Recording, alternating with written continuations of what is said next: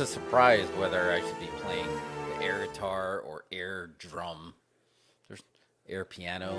Is there any other air instruments we could have been playing on that lead-in? I'm always ready. Always ready for an air instrument, though. What's up, YouTubers? Tube-tubers? Oh, no, I should say the tube-tubers. There's some tubes that you don't want to go down. Or maybe you do. I don't know. But yes, it is March 1st, 2022, and we're coming up a hot weekend, so we got a lot of stuff we need to talk about, a lot of stuff we need to catch up on. We had our Cult Classic Convention this weekend, which was awesome. We're going to get into that. And then next weekend, we're going to get into AEW Revolution that's coming up this weekend. But before that, we're going to get into a preview of The Batman. I'd say add a voice modulator in post, but we're live, pal. So whatever you modulate, you're going to have to modulate live. And then we got a weird beer. And thank you for joining us on this Tuesday. Drop the Wednesday. Yeah, we dropped the Wednesday. There is no Wednesday. It's just weird beer. Hard stop. Weird beers. Today, although we're singular today, right? Wait, weird beer? Yes, but this is a series. Yes, but it is a series of beers. So, what do you... I think we should start with our Cult Classic Convention before I'll just keep nursing this little baby not sponsored drink that gives you energy and may or may not rot your teeth from the dew of Kentucky. That's what they that's how they make tequila. Did you know this? You mix the soft drink with corn liquor. Oh, is that how it makes tequila? Oh man, I had no idea that's how you did it. According to Burt Reynolds. Is that how it did it? You know, there was another drink that I had no idea that I think it was gin that they said when I was watching this video that it's basically vodka with like lemon bitters or the essence of lemon, that's actually what makes it gin. Is that true? We're going to have to ask the Google machine about that. I don't know, but it's way stronger than vodka, I think. It does. It really, it does. It hits a lot harder for sure. So, but yeah, we're not going to get into that. That's a different series altogether. We still got a lot of beers to get through. But before we get into the beers, we're going to get into the Cult Classic Convention that we had this weekend. It was an awesome con, 3 days long, and it was great. I think it overreached, right? Like we weren't sure what to expect because it was not in Austin proper. It was right outside of Austin in Bastrop, and I wasn't even sure how big that convention center was going to be. And I feel like they may have already outgrown it. Like next year, I was talking to Shane, he helps out there, and they were talking about we might have to go bigger already. It was filled to capacity, it seemed like to me. Yeah. I don't think they could have fit many more people in there. No. I think, and I told them, it's like, well, it looks like you've reached happiness problems pretty quick. Because the exhibit hall was packed. They had some great vendors. The guests were good. The thing that I like about all these guests is they were all like super gracious and happy to be there. There was nobody there that felt like, to me, that they were phoning it in. Did you get that feeling too? No, I think some. What are you talking about? The fans or the guests and the vendors definitely weren't, but the guests that were there. I think some of the guests really wanted your company. Yeah, no, and they were really excited to talk to their fans. I felt like that too. I really did. I mean, and again, you can walk in there and you're going to put a dent on your wallet for sure when you walk in because we bought so much stuff, and like I probably only bought a fraction of what I wanted to buy. But I know we had some picks I wanted to pull up here. We gave a shout out. Check out our Instagram if you want to go on there and check it out. But I wanted to highlight some of the highlights here. But first, I guess we should start with what we considered the guest of honor. If we get the close up here, let me see if I can. Is that close up gimmicked correctly? We're going to be able to do that. We'll just kind of get it. I can only kind of see the screen. Let me adjust this a little bit. Oh, I forgot to move that back. Yeah. No, this way. Yeah. Yeah, we'll do that just so you get that backdrop. But yeah, there we go.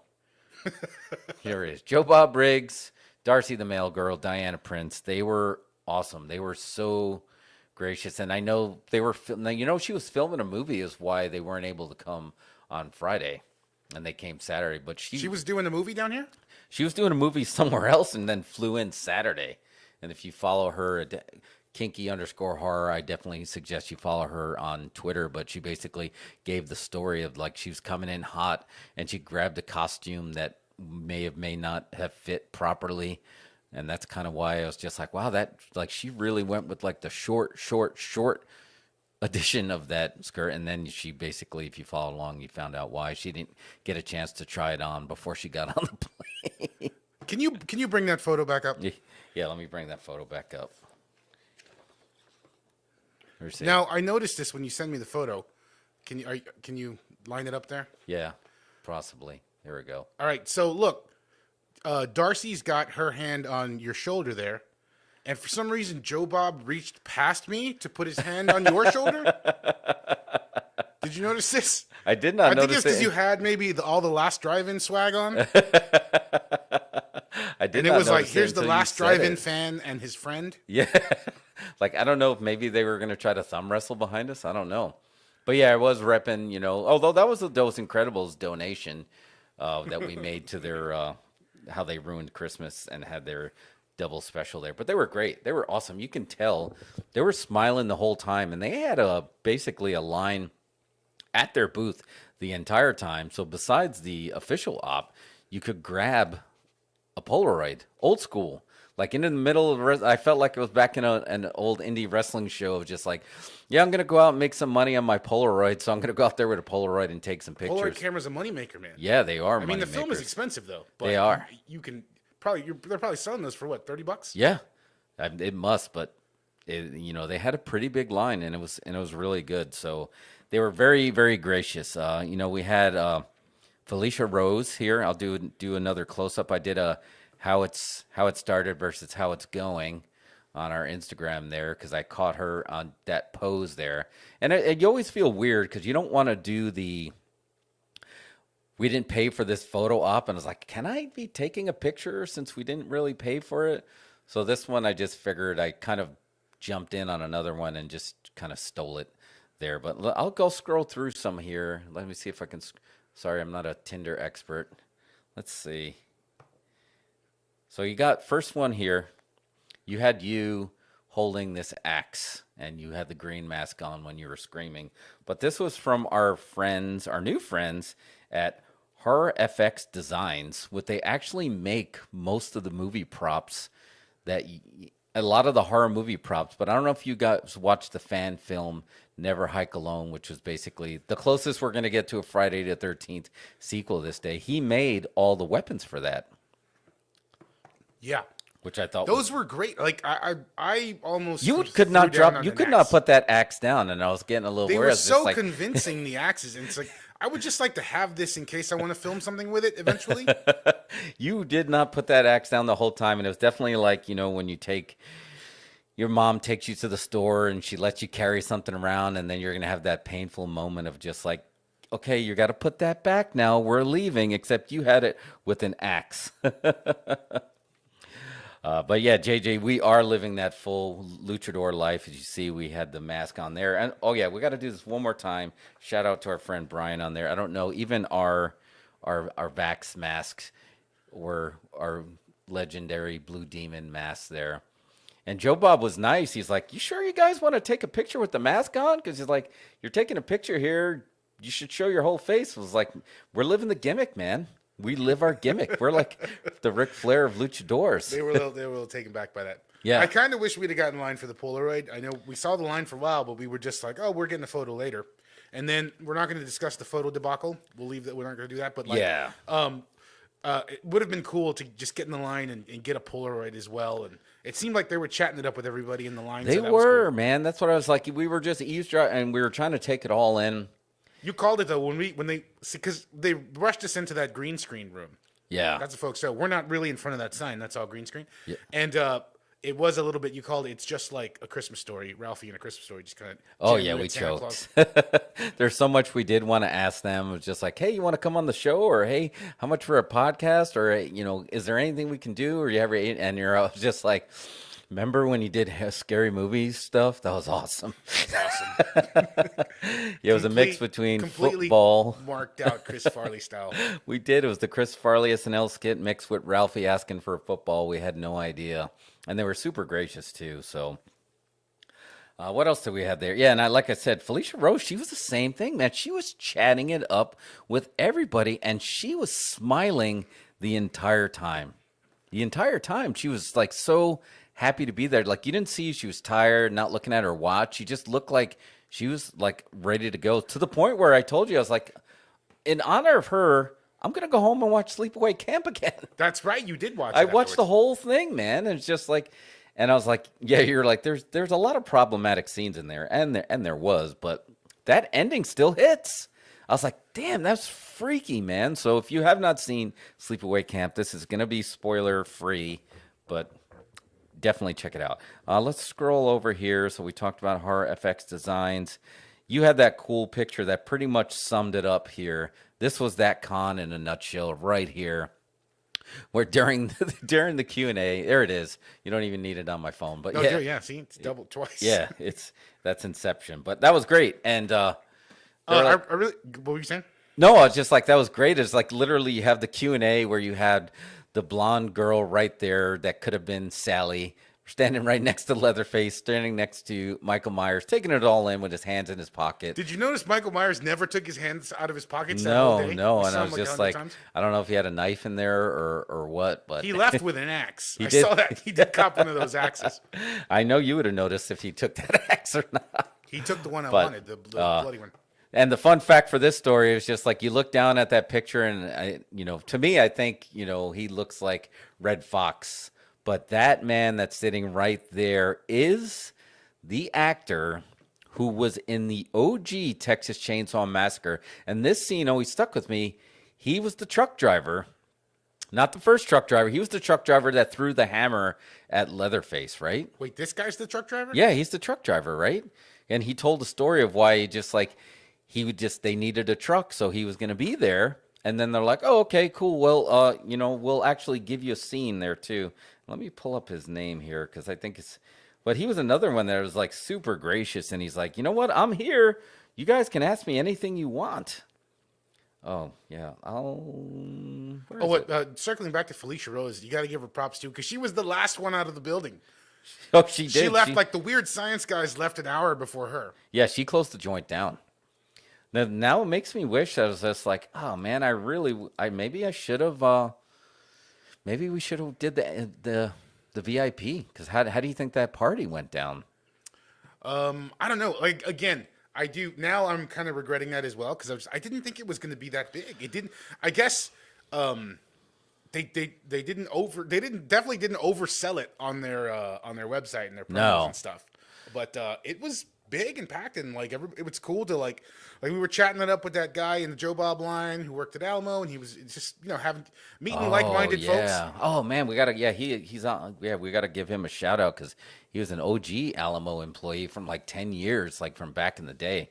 But we had to talk stuff. But yeah, they didn't oversell it, and at first, I know they had a couple of flip-flops and a couple of cancellations. We wanted that photo op with the Maximum Overdrive truck, and we did not get that. So we're like, oh, how's this gonna go? And I think they hit it out of. They did a great job. Lucha Lottie didn't get why we wanted to take a photo with the truck. With the truck. Well, we still kind of figure out like how does that work because that's the OG 80s Green Goblin. And that Maximum Overdrive, how did they get the rights to show that face? Well, I don't think the rights were. This was even before, VHSs had become a big thing. So the rights were just not. It wasn't that important. You could get away with stuff like that. People wearing like IP stuff, or doing using IP things in movies. Yeah, they didn't really matter.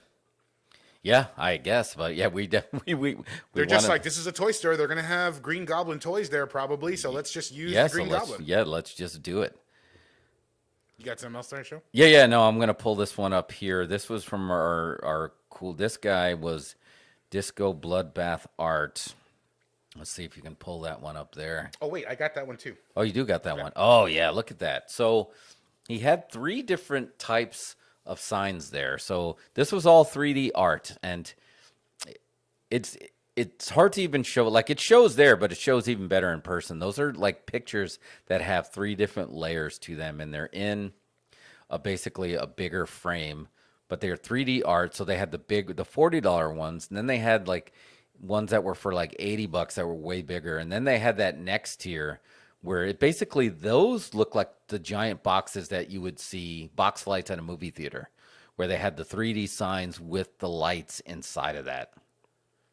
No, And these were awesome. yeah, and those were all handmade art. So, and I know we were unsure, and it's just like, oh, we can buy some online and have them shipped here because I think that those would be great. That's the posture you have to take at these things, okay? Because you're gonna want to buy everything. Oh yeah, man, and I had told you another one that we follow there on Instagram, Nightmare Christie, out of Vegas there, and she has Nightmare Toys, and I follow on there, and I'm like, I know she's gonna have some in-action figures, as they call them in Phineas and Ferb, not the action figures, but the in-action figures, and I was they don't move at all. yeah, they're in-action figures. I'm like, man, we're gonna buy some, and I got to take a picture of ones that I did buy because I was unsure, and I really thought I would have went home with. Oh, there we are. I thought I was going to go home with like a Jason Voorhees one, and I told you that's probably was. But then I had the Grady twins staring right at me saying, come play with us, Jeffrey, forever and ever and ever. And I was like, oh, man. And look at this picture here. I did stick a little Easter egg in here. If we can zoom in, you got a little Dick Halloran, Scatman Crothers. Call it shining. You see him in the back there watching. I think that was a little accidental Easter eggs. But that is from Nightmare Toys. Follow them on IG. Here she is right here. Actually at the convention here. That's Nightmare Christie. And I got to actually, every time I went over there, she was busy. And then she probably thought I was being one of the weird guys that I was waiting for the opportunity to talk to her and it never happened. And then when you went to wait in line for the picture, I literally had while we were sleeping scene where I kind of bumped into her and I was like, oh, hey, it's you. And then I was just like, I got to totally mark out for her stuff there. But she's a great follow on Instagram. She has 3 different accounts and she also has, maybe has an OnlyFans or not. But yeah, it's worth a follow, all her stuff. She's definitely a horror movie enthusiast, and they had a lot of stuff there. I was like, that's where I'm going to drop a ton of cash. If you scoot over a bit, we can see the Friday the 13th thing behind you. Oh, yeah. Wait, let me make sure I scoot the right way. Yeah, that's right. Oh, yeah, there we go. Look at that. Look at that glow. Yeah, we definitely marked out for that stuff and that was in the front. That was literally like, oh man, how are we gonna get out of here if this is the stuff right when we walk in? And the shirts you got were great, and they were actually, but I think those were from the gas station. Yeah, yeah, I think they were selling. So we bought that was right, and it's the same. His name is Roy, I think. He's the guy who throws the convention. They also own the gas station there. Yeah, funny story about those shirts. Kind of accidentally bought them, but oh well. That's what credit cards are for. But no, dude. I don't know. It was definitely some Asian. It looked like some kind of Asian sign, but it was for Evil Dead, and I was like, that's worth it. That's a good that worked out well. Another shout out we're gonna give here is to Sci-Fi Cowgirl Designs. She was like, let's see where. Look, there's a picture of her right here. We'll show you here. She was one of the first people we got to talk to because right when we came in, we kind of hustled over into the Q&A. But let's get a shot of this. We know you're going to recognize this. And I think she was she designed this clown, I believe. And this doesn't do it justice, because Instagram makes you cut it off. But literally this thing was like, what would you say, 7 feet tall? It was pretty high, right? It was pretty movie accurate. So yeah, it was big. And the legs were on there. So I just wanted to get the face there, but I think the VIP bags were actually had the clown from, and obviously that's the clown from Poltergeist. I'm trying to remember if the clown from the Poltergeist remake with Sam Rockwell was as scary as this one. But yeah, she's She's also good. Yeah, sci-fi cowgirl design. She's on the grams. Check it out. You know, she has some VHS stuff, some Funko stuff, but and she also does, and it looks, oh, she's out of, she has a eBay shop, and it looks like she's out of Houston. So that was cool. And then, yeah, we'll do, oh, here's the one we gotta show. This is from Dead Dave Designs, right here. We all recognize that. And he actually had a movie accurate book. I don't know if it was it made of skin? Maybe it was bound of skin, but it was definitely, I was a little nervous to touch it, and I didn't. It was definitely made out of some kind of actual skin type material. Yeah. He was going through how it was made, and each paper was actually customly burned on the edges. And Oh, used yeah. a specific type of ink and everything. He was very cool, and we went back 2 or 3 times before. We're like, oh, you know what? We're about to buy a shit ton of stickers. We bought some stickers from him, and you bought that metal sign. That's actually that was. Oh, where is that sign? Do you have that sign? Yeah, you want to grab it? It's on the fridge. Oh yeah. All right, do we have no, I was gonna say we throw it to commercial, but Yeah, I got a commercial here. All right, hold on. Be right back. Want a beer? Mm-hmm. You know, this is really an interesting six-pack. See how it's completely covered? See the ends? Covered. Mm-hmm. That's so light won't get in. Light can spoil beer. Uh-huh. And this is good beer, so they don't want light messing around with it. Well, in that case, why don't we turn off the lights?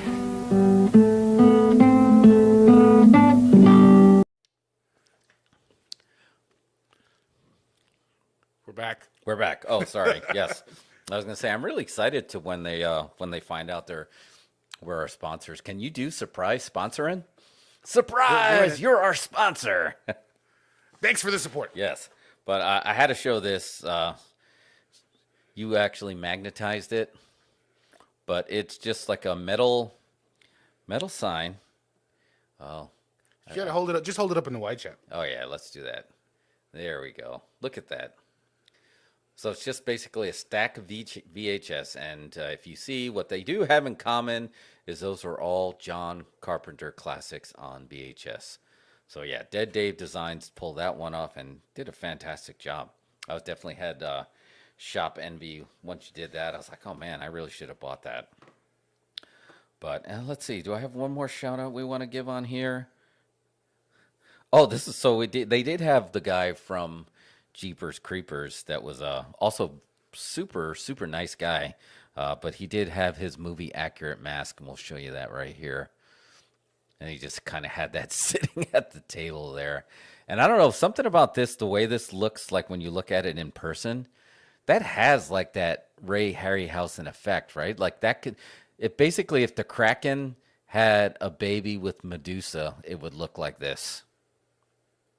You know which one I'm talking about? The classic Kraken from the Clash of the Titans. the classic original? one, yeah, the OG Ray Harryhausen stop motion. It had a nice mix between Medusa and the Kraken there. So Honestly, I have not seen the Jeepers Creepers movies. no, No, I never got to them. so I did not see the third one. The second one really. So there's a list out there floating around of sequels that are way better than the original, or at least raise the bar, and I would put Jeepers Creepers towards the top of that list because the first one was a little bit, you get it, but the second one, and it had Ray Fine, is that his name? Anyway, yeah, they really did, and they tied it back to the first one. Okay, I think Justin Long was in the first one as well, but they tied it together. But the second one was really good. Did you get a picture of Bennett? Yeah, I do have a picture of Bennett, but it's a funny picture. Mr. Vernon Wells? It's Vernon Wells, right? Yeah, this will be the last picture I show, but this is a funny one. I didn't want to post it because I was like, I feel like now I kind of intruded on this guy's privacy. And then I was like, maybe should I not show it? Where is it? I don't want to put you on the spot if you want to. No. It's okay. It was, where is it? Here it is. All right, it puts him on the spot, but we'll see. Here we go. We'll Here mail we go. We'll mail him Let out $20. some steam, Bennett, by playing Candy Crush. Your door's open, by the way. Oh yeah, my back door is left open. Oh yeah, it's a live show. Yeah, but that was Bennett right there, letting off some steam on his phone, maybe playing Wordle. I think he looks more like a Wordle guy. Look, let's go on its site. We'll mail him $20. Okay, we make it Yeah, but it was just great. I mean he's a big part of everybody's upbringing in that time period because you knew him from Road Warrior, you knew him from Weird Science, and you knew him from Commando. Did you watch that video I sent you after? I did, yes. That's crazy that his take on Bennett was that Bennett's actually in love with Schwarzenegger in that movie. You know, and once that actually happened, I kind of seen that happening because when they had that fight at the end, he was pretty passionate. I don't need no gun, John. I don't need no gun. Also, have you ever wondered why the outfit fit kind of weird? It was because he replaced another actor last minute, so they had to use. Oh, I always did 'Cause wonder about that. It did kind of fit odd, right? Yeah, it felt like it was like really weird, loosely fit. But then, the way Schwarzenegger was kind of talking to him like he would a lover. He's like, why don't you want to shoot him? Run the knife in me, twisting and turning. Oh my God, that has so much more context now. You want to stick a knife in me? Yeah, exactly. So yeah, once you said that, I was like, okay, yeah, that all tracks. Wow. That all tracks. So Wow. great con. Thank you to our friends now, our new friends at the Cult Classic Convention.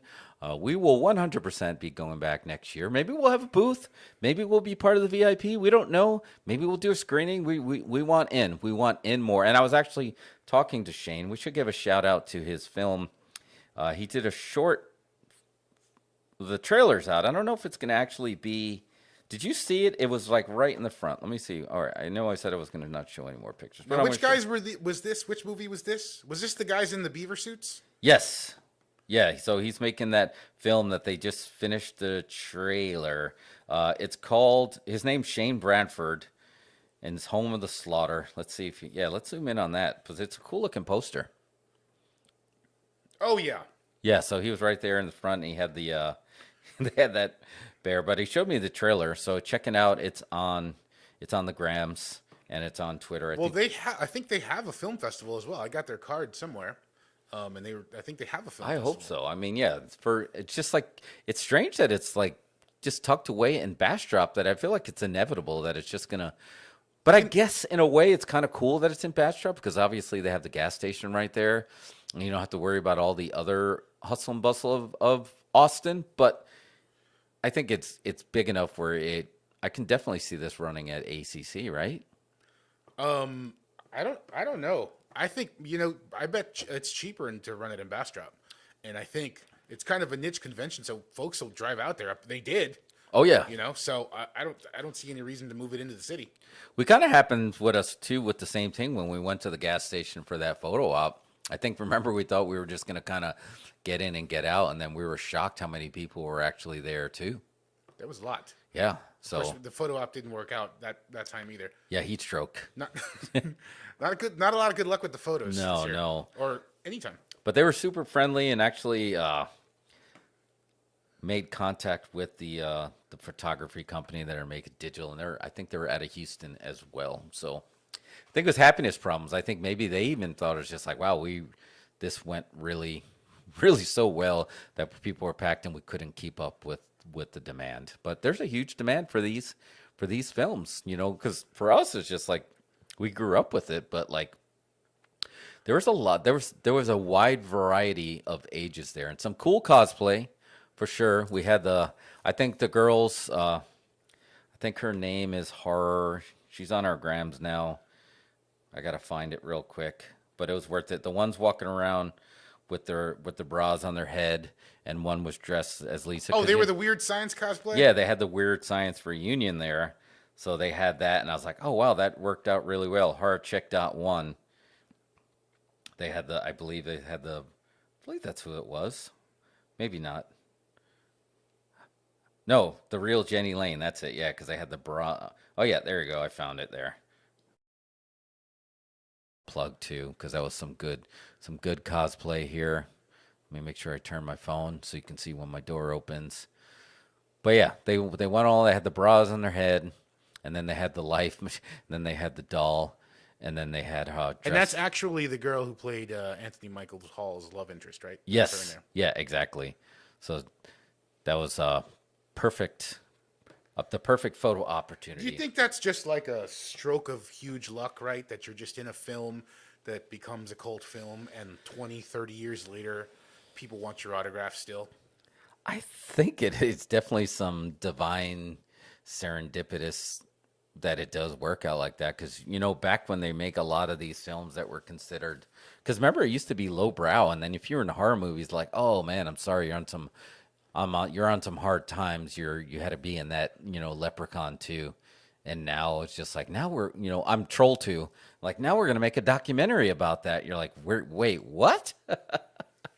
Yeah, I mean, I think it's kind of cool, right? It's like you get to travel and meet people that are fans of your work. And I don't know, I would think it would be really cool. I was. You wouldn't feel like, oh, I was the only thing I ever did was weird science, and now I whatever. Work No, in these- because I mean they really treat, again, everybody was so gracious in both directions. The fans that were there, definitely do appreciate everything you saw. Everybody, and I've told you this before, RRP, friend of the show, Robert Zadar, Bobby Zadar, Maniac Cop. I was kind of there when he started realizing there's like, wait, I can go to conventions and have people sign Maniac Cop stuff and make a career. And dude, all of a sudden everything took off from them. I was like, wow, you can, if you're in the right film, in a way, it's like hitting the career lottery in the sense like, yeah, maybe you're not going to be, acting in the way that you thought, but you definitely have some notoriety. Like there's people that appreciate the art, and that's good to see. Yeah. If you're a moderately known or former celebrity, I recommend you come to Cult Classics Convention next year. Get a table before they sell out, because it's a lot of fans. And they will sell out. And there was no more tables. There was no more room at the Bash Drop Inn.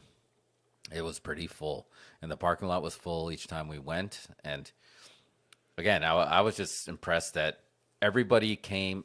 Everybody got the assignment. Everybody knew the assignment, and everybody was in a good mood, selling their swag, except the one guy at the end of the night. But I think he was hungry and he was tired, and he wanted his picture. And I don't know if his name was Karen or not. We don't know, but he definitely did act like that. And he even dropped the line. I'll let you say it because you heard him say it. I need to speak. Can I speak with a manager? What manager do you want to speak with? Leatherface? Yes, I was playing. I was like, oh, please let the manager come out like cosplaying as Leatherface to lodge a complaint. Or what if it was this guy in the Michael Myers, right? Yeah, just sitting there One with of his, these two guys is the manager. with his hands in his pockets, like, yep. Sorry, sir, that's the way printers work. No, there's no instantaneous printing. They do have to move back and forth. So good stuff. Check it out. Next time they're in town, go to cultclassicconvention.com and support them. And you can go to the gas station and buy some swag and support these other sponsors. So just check our post out on Instagram. I tagged a lot of them, but you can follow the dots on Cult Classic Convention and support it if you want some cool stuff to hang up around your office, around your house. I would have my whole house like this if I got a vote, but I only got a vote on the one room, and I do it up, and we do it up nice, and we do it up here too. So we're going to be redecorating the studio with some of the new swag we got. So how about we got another commercial? Yeah, And should we do a commercial? go grab a beer for our weird beer. Ready? Yeah, let's do it. All right. We'll be right back after a word from our sponsor. I'd sure like another Stroh's. Oh, wait. Alex? 2 cold Strohs. Where do you see this? Just open the refrigerator. Just open one bottle. Just open the other. Now he's pouring yours. Now he's pouring mine. Alex, you better be drinking your water. From one beer lover to another Stroh's. Wow! I told you commercials are only 30 seconds long. I didn't even know. It's like, wow, that is really fast. It's like usually it's like, wait, pause it. And I'm like, wait, no, it's me. You can't pause me. All right, so it is time for Weird Beers.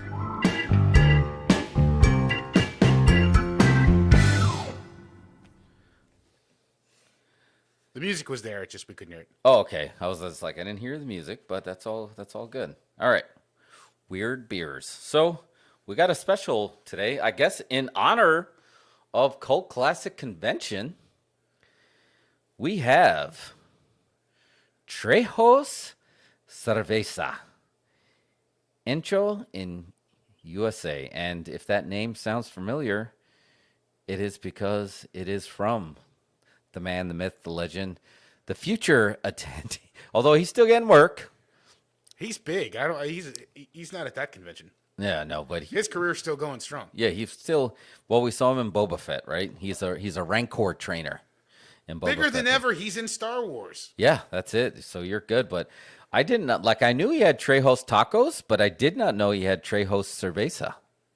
So is this from Primo, or did you just dig this? Did you find this one? No, this is not a Primo beer. This is just one available at your local grocer. Oh, okay. If you're selecting a beer here, I think I've got the screen up. Here we go. Trejo Cerveza, Oh, yeah. crafted and brewed at Lincoln Beer Company. Trejo Cerveza is as badass as its namesake. The beer perfectly represents El Jefe and the LA culture with its bold and distinctive taste. The straw-colored lager is refreshingly crisp and clean and embodies everything that makes Mexican beer so damn good. Trejo Cerveza is smooth and unexpected and is always the life of the party. I love that it's unexpected. Like, whoa, how did you get in my mouth? Didn't see that one coming, did you? Yeah, that's No how one it ever works. expects Danny Trejo in their mouth. When you are the nectar, when you are the nectar of the Mexican gods. I'll bring the can over for you. I don't have my lucha glasses. Made in the USA, born in Mexico, made in the USA. It is, yeah, I don't know. Oh, here it is, 4.7. So we definitely we tiered it down after our 10%er last week. Sounds like a crispy, refreshing lager. Yeah, so let's do it. And in honor of being unexpected, the glass today, since Senor Pancho is out for a bath, is a sucker punch, because I bet you didn't expect that either, did you? All right, here we go. Let's get the pop on the mic. Crunchy. All right, let's get Nice the and pour. easy, tilt that glass. Whoop. Oh, wait. Straw colored is the hype, and it is correct. So check that out. That's a nice head. Let's do a Elvira Mistress of the Dark quote. How's your head? Well, no one's complained so far. All right, let's do a little switcheroo. Let's get because we've got to do this like Shia LaBeouf. We got to do this even Steven. Deep cut! All right, you got the better pour. JD's right. Danny Trejo is carrying the Star Wars franchise. He is carrying the franchise. Who was talked about more than him? He's second to the actual Mandalorian. Yeah. It's like Mando, Baby Yoda, and then Danny Trejo. Yeah, because he actually gave depth to the Rancor. You didn't know that. They're actually very complex creatures with complex emotions. All right, I'm going to, ready for this beer? I'm going to bring it over to you. Stand by. All right, let's go to commercial real quick. All right. From after.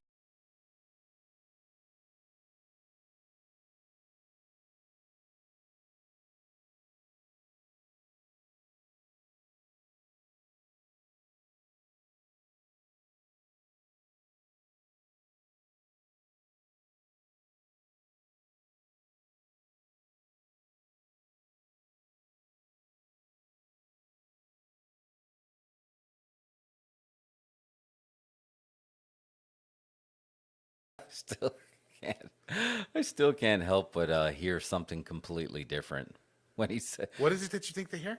When he says Stroves is spoken here. Yeah, it is a fantastic jingle, but I want to think he's basically, I don't know, do we anger the algorithm by saying the word? But Stroves is effing here, is what I think he keeps saying. JJ hears it too. Yeah. It's like, oh man, it's this beer is letting itself known that it's here. So, all right, let's do a little swirl. It's nice and clear. It smells like your typical Mexican lager. Yeah, totally. This actually would couple very well with Trejo's Tacos, which we need. What, by the way, I got to remind you. Did you know that there's a haunted house convention too? No, what's that? It's like for people that make haunted houses at their home. yeah. So we may have to go to LA, check out this haunted house. Well, there's a documentary about people that are way into. I think it's called Haunters, and it follows people who work on their haunted house for Halloween. Like they work on it all year. Oh man, yeah. Now I feel like you can get away with doing it all year, right? Because you have. No, I mean it takes them all year to prep the haunted house. Oh, for their busy. Got it.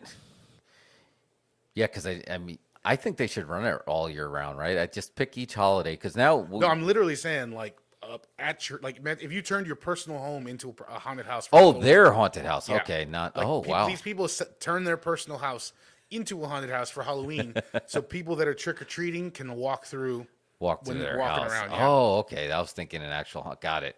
And I think that's what these conventions are for. It's for these types of people. It's like it's a thing. It's a niche thing. Man.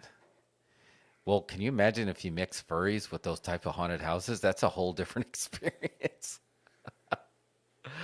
But yeah, we got to go check it out when we'll go to LA and check out one of them. One of the houses from the guy I was talking about is called Reign of Terror. And then maybe we'll go New Beverly, and then maybe we'll get some Trejo's Tacos. Sounds good to me. I'm But down yeah, to go to New Beverly. Let's do it. All right. Cheers. Salute. Cheers. Here we go. J.H. Chip class. Here we come.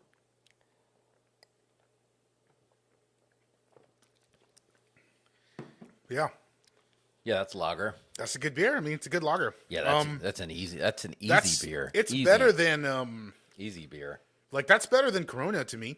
You know. Yeah.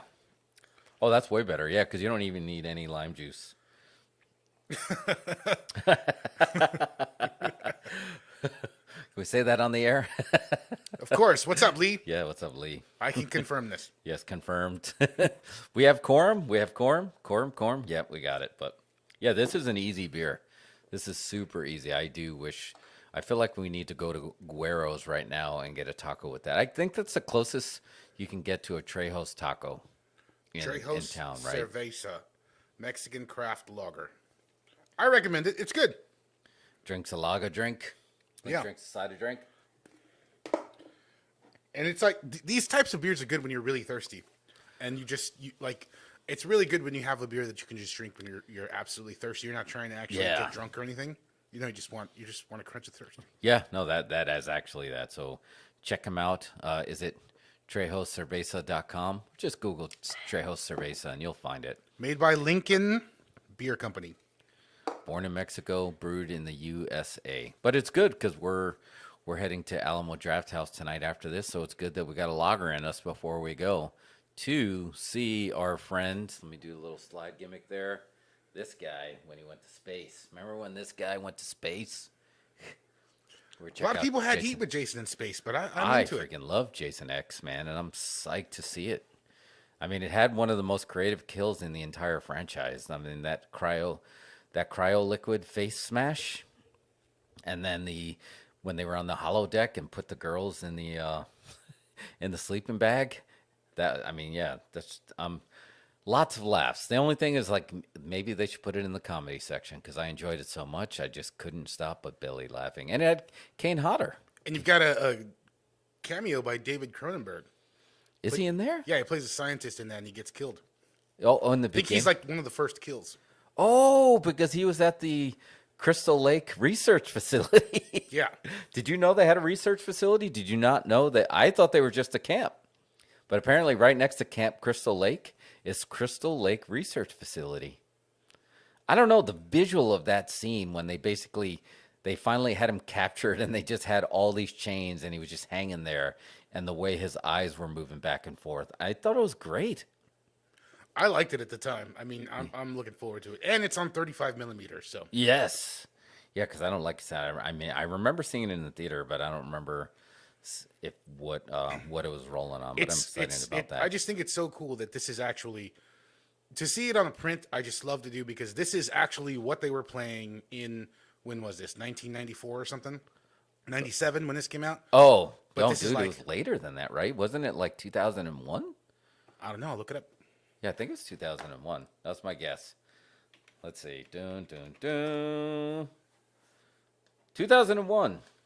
Oh, you're right. So it's 21 years old. Wow. That is terrifying.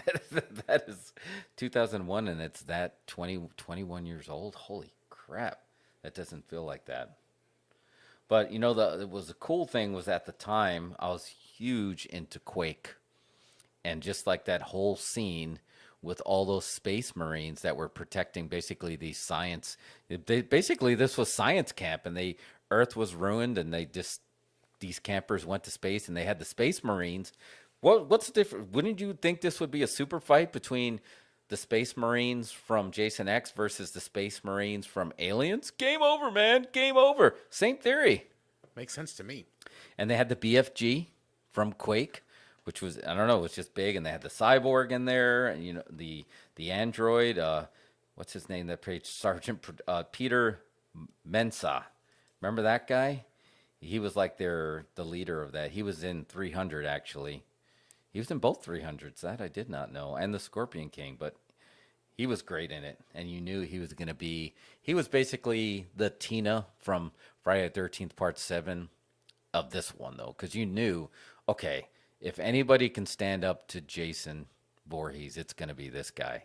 And it lived up to the hype. That battle between him and the android, you knew that they were going to be facing off Jason. We had nanotech before people knew really it was a deep cut back then. Like you didn't know. It's like, oh, you're into nanotechnology? Now it's expected, because think about it. You know, Cyborg Jason was built with nanotech the same way that Tony Stark puts on his iron suit now. Who That's knew? right. They were way ahead of everything. They were way ahead of the curve. I think this movie does not. I don't think it's unfairly hated. I think it's pretty clever. Yeah.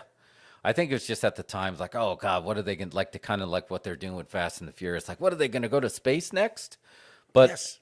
even, and yes, they did, spoiler alert, but even so, the way they got him into space seemed plausible, right? It made sense. It It was like Batman Begins. Yeah, it's just like they found a way to literally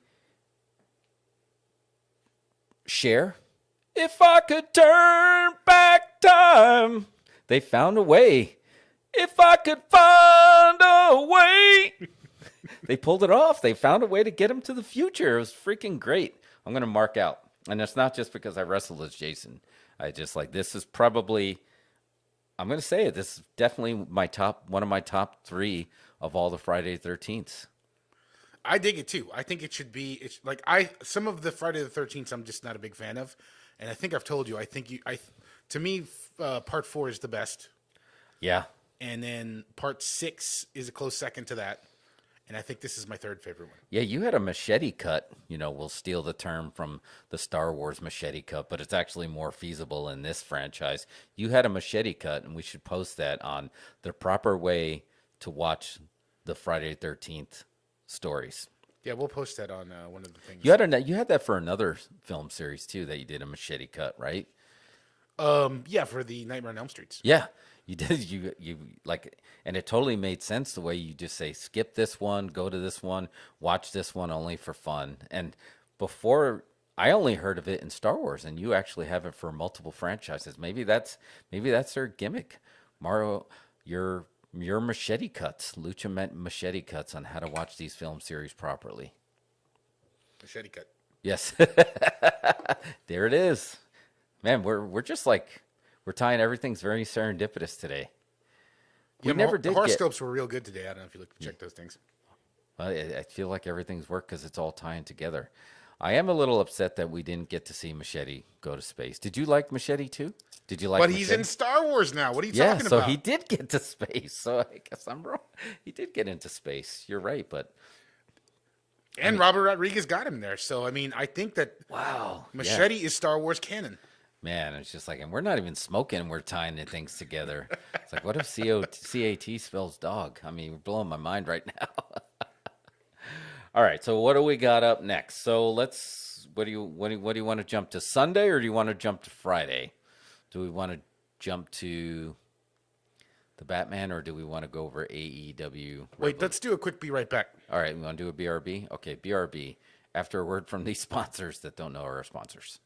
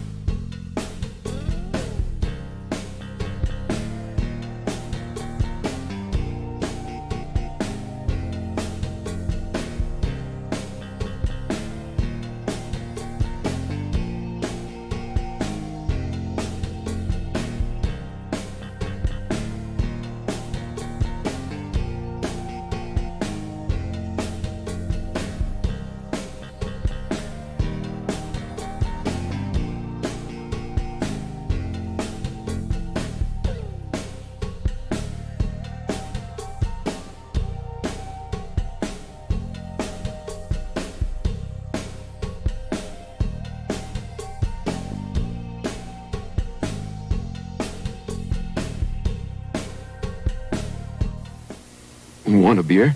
Mm-hmm. You know, this is really an interesting six-pack. See how it's completely covered? See the ends? Covered. Mm-hmm. That's so light won't get in. Light can spoil beer. Uh-huh. And this is good beer. So they don't want light messing around with it. Well, in that case, why don't we turn off the lights?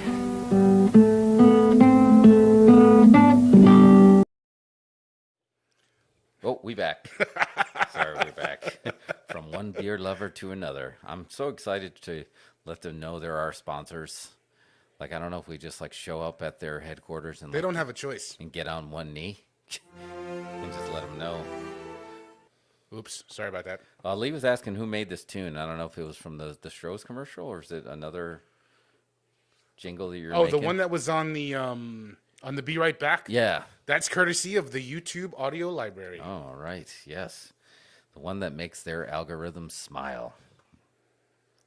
You know, I was watching some of the other streamers. You know, obviously we don't just we eat from our own cookie jar. And Denim Nerds, and they deal with a lot of the same stuff that we have to deal with. He's like, hold on, I got to make sure we're not getting copyrighted. And he's just basically showing trailers that he pulled up on YouTube, which I feel like is just so weird. Like, why can't, I guess just because it's like a subtext of like you can't make money if you're streaming something that's from another streaming site? Guess what? We're not making money on this, folks. Yeah. So just let me play YouTube on my YouTube page. Yeah. I got a YouTube page where I watch YouTube.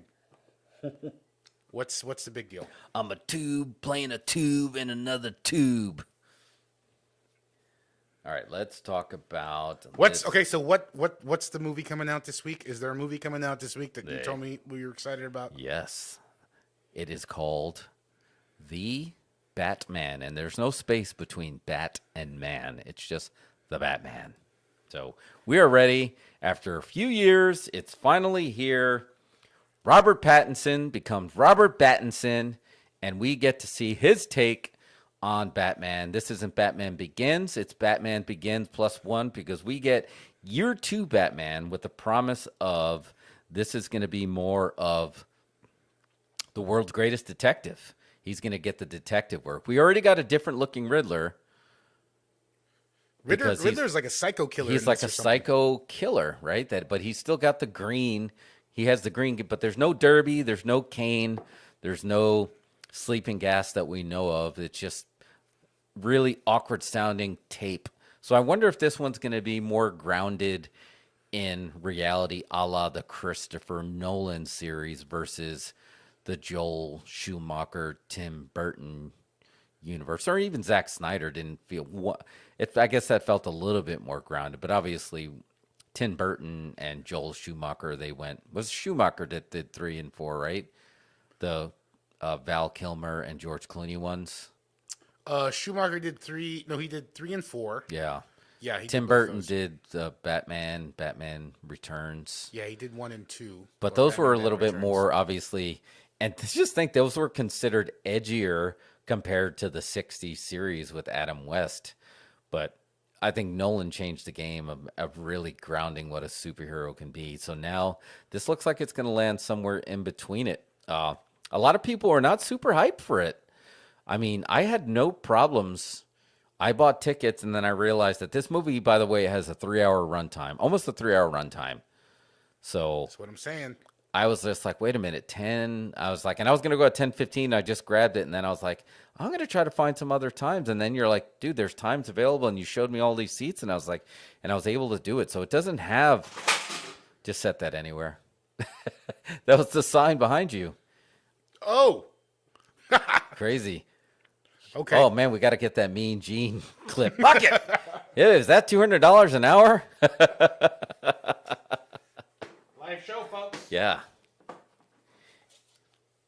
I should throw you this. You should hang this up there. Oh yeah, I'll get that in a second. Yeah, that would be good. But I don't feel like a lot of people are like super overly hyped for it for some reason. I feel like, I don't think a lot of people are excited about it. And I was trying to remember, and this It's was, it's premiering tonight, right? It's playing tonight. yeah, tonight was the fan film event the- here. And the if you were, IMAX. if you got lucky to get some IMAX tickets, you will get to see it tonight. I think the review embargo lifts as well. A lot of non-spoiler reviews already out there, but I don't think there's anything I don't think there's big spoilers to watch out for. Like with Spider-Man, obviously there's big spoilers. Doctor Strange, spoilers. The Endgame stuff, like who lives, who dies. But this is just going to be, what's the spoiler of just like, this is the beginning of something in his own little universe. So I don't think there's going to be any. They showed the 3 villains, right? They went with they got the 4 horsemen for Batman are obviously Riddler, Penguin, Catwoman, and Joker. You knew they weren't going to do Joker. I was like, no way. But they got the other 3 in there. They got Colin Farrell, like barely recognizable as the Penguin. And then you have Paul Dano, right? As the Zodiac killer version of the He Riddler. is like, I guess that's the best way to put it. He is like the Zodiac killer. Here's my question. Will Warner Brothers be able to control themselves from showing the Waynes getting killed again? Do we have to see that again? They have to. No. You think they're going to show it? No, I take it back. They have to control themselves and not show it. I think this has been well established. They need to go their route of Spider-Man: Homecoming and realize that everybody knows who Batman is, and everyone knows this is year 2. Well, if you watch read about it, it's the year 2 Batman. But even Plus, if not, we'll know because someone in the movie is going to be like, since last year, you've been fighting crime. right? Yeah, exactly. But I mean, if you're keeping up with any DC movies, right? You got Zack Snyder's version, right? That they showed. Was that in Batman versus Superman when they had the flashback, or was that in actual Justice League when they showed the Waynes getting killed? That was at the very beginning of BVS. Yeah. You BVS. see it in the opening credits or something. Yeah, and you see it at the end of the Joaquin Phoenix Joker. You saw it. Except in that one, you were actually kind of rooting for them to get killed. But that's a whole nother show. Because Batman's dad was a dick. But, I don't think they need to show it. I think they literally can jump right in. I think they'll avoid it, but part of me just thinks they're going to sneak it in somewhere. Like in a flashback. Like there'll be a police video of it or something that somebody plays back. Will they see the pearls? Because I feel like the pearls made it in 2 different editions. Maybe we'll see like a box of evidence with the pearls in it. It's just the floating pearls. I do like that they're kind of going right in with Zoe Kravitz kind of like as the love interest, where I feel like that definitely wasn't evident in Tim Burton's version, but No, it was pretty clear, I think. You think so? Yeah, I mean, There was maybe some not in the trailers, but in the film, I think it's pretty clear she's a love interest from the beginning. don't you Really? think? 'Cause from the I've- first time they meet, he meets her as Bruce Wayne first. Oh yeah, okay. Yeah, I just felt like this one was way more evident and weren't playing as coy as it was like in the Adam West series or even this one. I just felt like this one was right because in Nolan's version with Anne Hathaway, that was a little bit they went for it right away too, right? That one was a little more understated, but by the end, Yeah, she was a that love you interest. knew. So she's pretty much been the love interest in all the movies, right? Yeah. So I was actually surprised that this was one of the choices of the characters they were going to show. Because I feel like you had Anne Hathaway, right? Michelle Pfeiffer.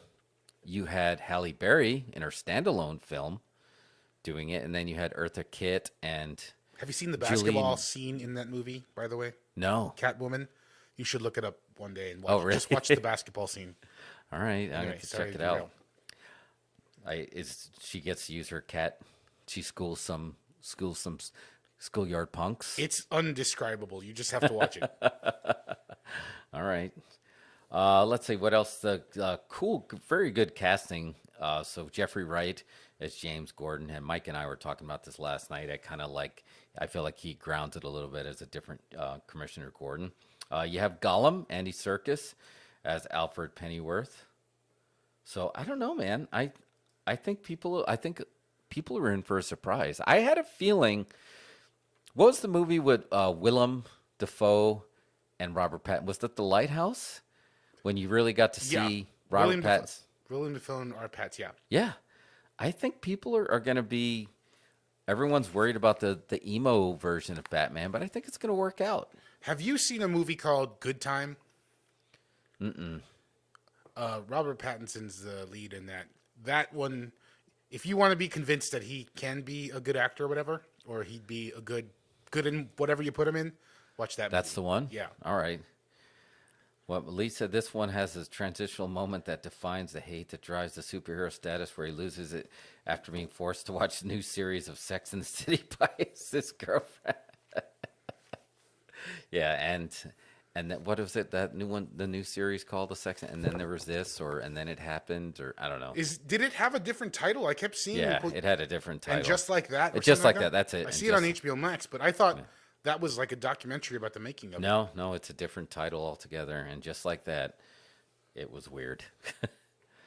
But let's see, back on Batman, and I'm excited. I think Paul Dano, I'm excited to see him. I'm excited to see him as the Riddler. I want to see a different take, because really, the Riddler out of all of them, the only Riddler that we have to go on besides the 60 series is Jim Carrey. Like the Riddler, we didn't get a take. Like we got a different Penguin, right? We had Danny DeVito, which I think they pretty much nailed that casting, right?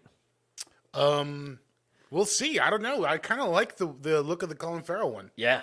So I think And someone photoshopped him with like one of the original Penguin type costumes with the top hat and stuff and monocle. And he looked pretty good in that. So maybe he'll get a top hat in this movie. That's a top hat origin story. Yeah, but I love that untraditional casting for sure that you wouldn't expect. I mean, I guess there was a time you could have argued that Colin Farrell could have been up for the bat, and now no, he went with the Penguin. So I'm kind of curious where they go with it. Are you a Matt Reeves guy?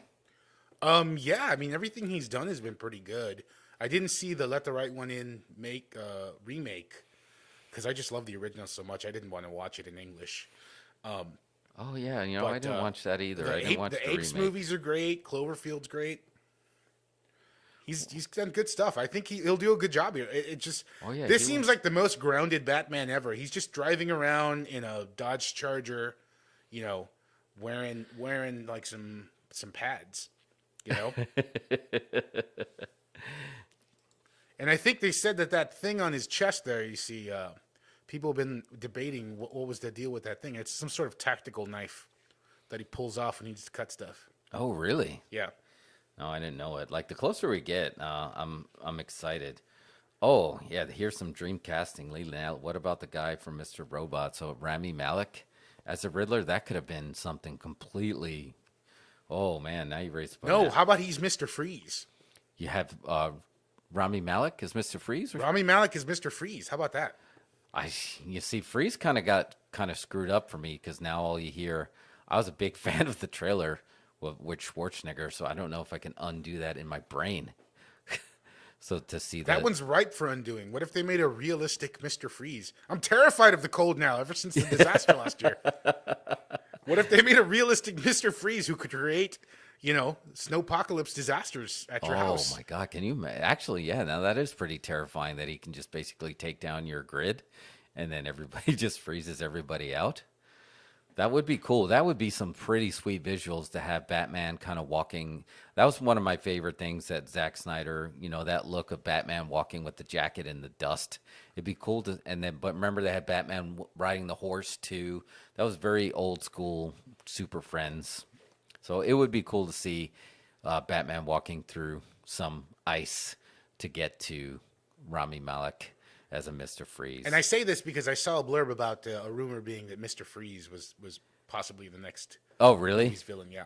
Which I thought was a great idea. Do a realistic Mr. Freeze. That'd be great. Well, in real life, Lisa, the real life Mr. Freeze is Greg Abbott.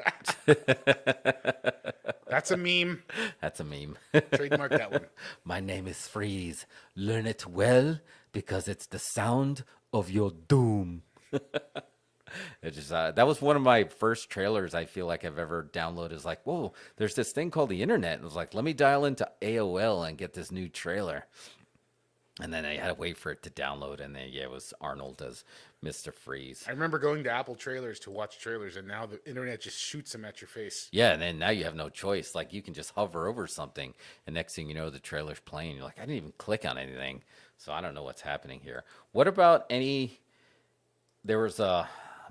See, I think the issue was a lot of people were concerned, kind of like the same reason. Like Ben Affleck did a good job as Batman, but they were worried he was going to be overshadowed by a lot of the other stuff that has nothing to do with the acting, And then they went and booked Robert Pattinson, who had nothing but stuff that was overshadowing his acting when he was, in Twilight with Kristen Stewart. You think a stunt casting of Kristen Stewart would just cause the DC EU fan base to like heads to explode? Because is she a bad actor? No, she's a great actor. Yeah. But I don't know. I think it would probably get a lot of unwanted attention, so I don't see why they would do that, But the thing is, no matter who you cast in what part, the internet's going to hate it. Well, here's the When Michael Keaton was the first Batman, oh yeah, they were writing letters though to Warner Bros. Yeah, I hate this. Pissed. Just drawing pictures of a thumbs down and mailing it in. Yeah, he got a lot of heat. I think actually Heath Ledger got the most heat and then ended up winning an Oscar. But I remember he got the most heat.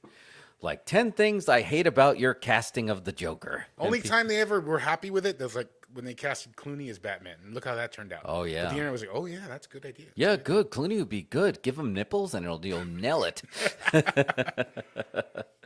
But yeah, I think this was a controversial choice just because it could overshadow him. But why don't you get an unknown? And then you get Henry Cavill, where I feel like people don't give him the credit for how good he is. And I think they're starting to now, because I think after he went, he's like, fine, I'll go do The Witcher and be awesome there. And then I feel like and then next thing you know, he's online, wearing his Splunker headgear, putting together gaming rigs. And they're like, oh, cool, he's one of us. Yeah, we need to get Henry Cavill back as Superman. And then Rock takes a picture of him drinking tequila with Henry Cavill. And you're like, okay, yeah, we're in good hands. But in the beginning, they basically booked an unknown, right? Because he wasn't really known. Now that The Rock is Black Adam, you think he's gonna? He has say in his creative, so whoever he's booked with, he's gonna have a say. Yeah, and he wants to go with the established Superman. Right? Yeah, I think. And so does. If he wants that, that's gonna happen. Oh, it's 100% gonna happen, and he's booking it to where he is gonna become the new power, right? Because he was the leader of the Justice Society, but Black Adam for the most part was not like a main, Like you knew of him, and he was part of like the, I think was he in the Legion of Doom? I don't know, but he was definitely one of the top guys, top heels against Shazam.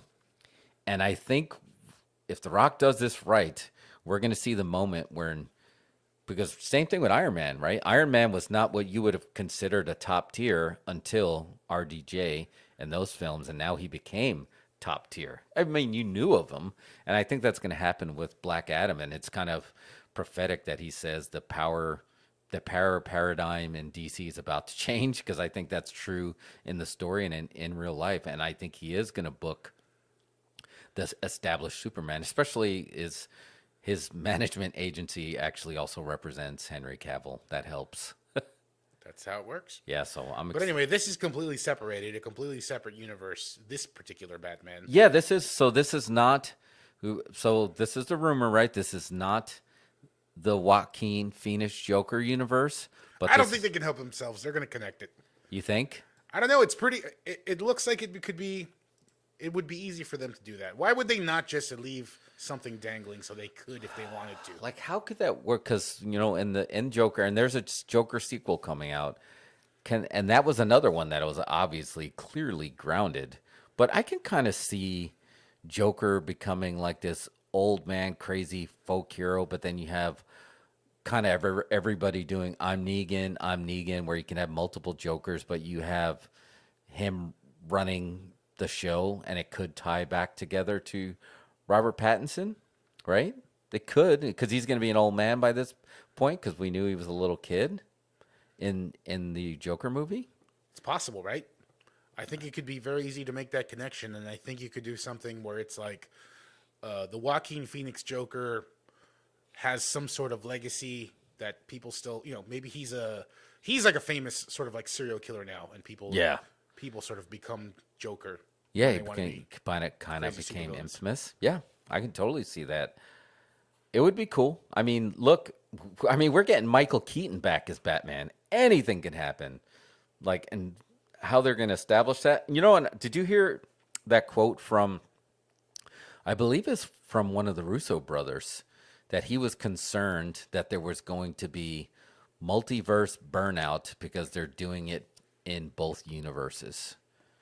Do you think that's possible? No, because they're always kind of doing the same thing. Yeah. Whatever one does, when they do something and it gets over, the other company copies it. They try to do their best version of it. Just Marvel seems to be better at it.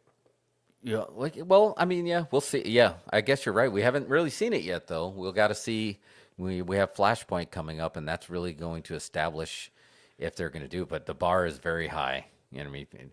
So it's nowhere. And, well, we haven't even seen Marvel. Like, we got only round one of how MCU's doing it. So I am really curious. I don't think there's going to get any kind of burnout, because I think eventually now, once it's established, you can't make it part of your regular story. Like, I think when Marvel leads to, like, Secret Wars, and if it is like a multiversal war with, back with Kang the Conqueror and, the one that, what was his name in Loki? The man that was left behind. I don't remember. Yeah, he had some sort of long phrase. Yeah, He Who Remains. He Who Remains. I think eventually it's going to be there, but it's not going to be a part of every story. They just have to establish that. I just like that basically they're able to go back and make everything that's been there before canon. And you don't ever have to worry about, like, that would be cool if it happened with James Bond, because I would definitely like to erase the memory of the end scene of the last James Bond that came out. I didn't see it. Yeah, no spoilers, but out of all the passing of the torches of James Bond, this was definitely the least. And maybe, I don't know, maybe they can repair it. There's always hope, but does that get you in trouble? Like, are we still hanging out for Ralph Boner, that he's going to get repaired? I think that was such a glaringly huge misstep by Marvel. I feel like they're going to fix that. They have to fix it. But then again, back on Batman, maybe this doesn't have to be fixed, and maybe it doesn't have to be anything except this is Robert Pattinson, year 2 Batman, and that's all it's going to be. And there's going to be no connections, no sequels. Maybe they have a different Joker. Just because you have multiple universes doesn't mean they have to connect.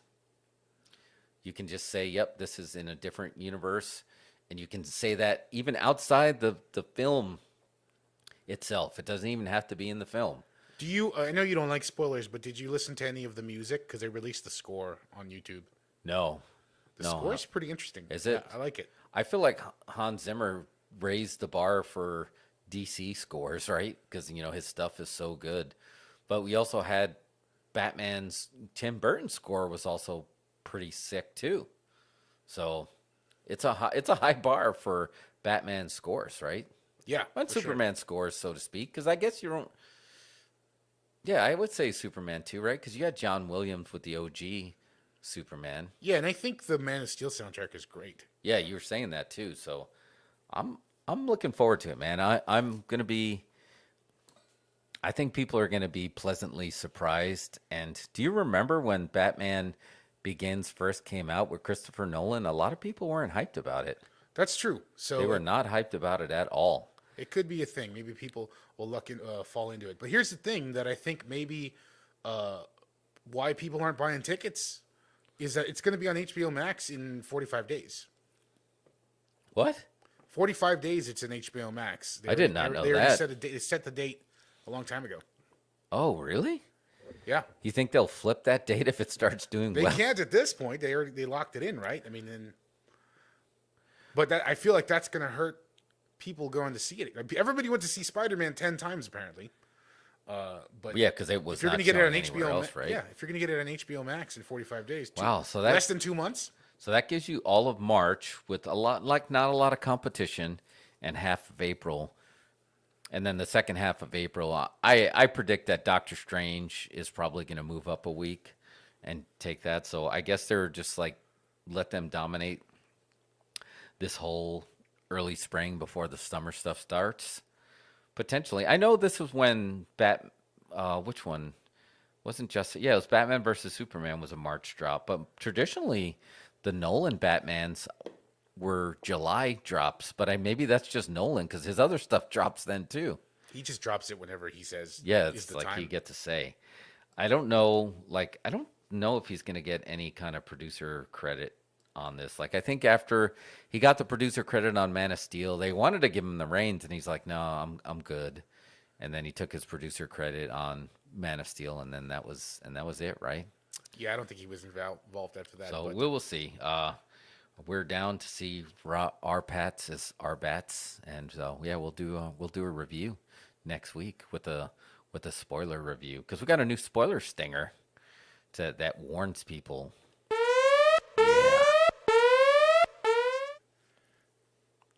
spoiler Spoiler alert. alert. I love that that's part of the lexicon now, where you can say it outside the internet and it has meaning. You Yeah, think, people drop it in their business conferences. And yeah, stuff they like drop that. it now, and I think that's Paul Heyman. Paul Heyman doesn't get enough credit. He did start that. He started. Spoiler I feel alert? like he started spoiler alert, like in IRL.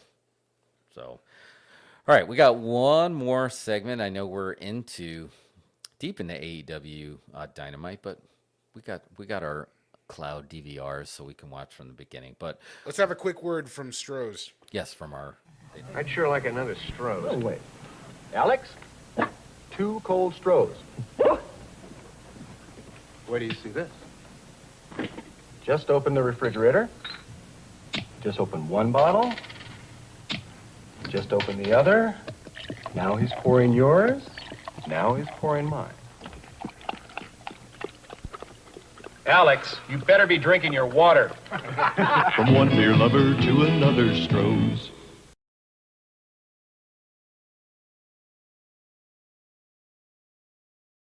I don't, for some reason, I thought we were Wednesday, but we're only Tuesday. We're a day early.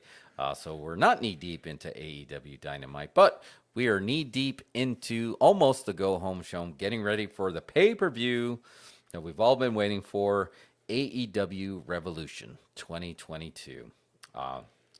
We're psyched for this. It's gonna be good. They just AEW pay-per-views are always great. you never feel like you don't get your money's worth, and that's the most important thing. Like, even what you would consider the closest thing they had to a botch on a pay-per-view, and you still weren't really all that of it was the exploding barbed wire match. And even then, you're still like, if you watch back, it's a good match.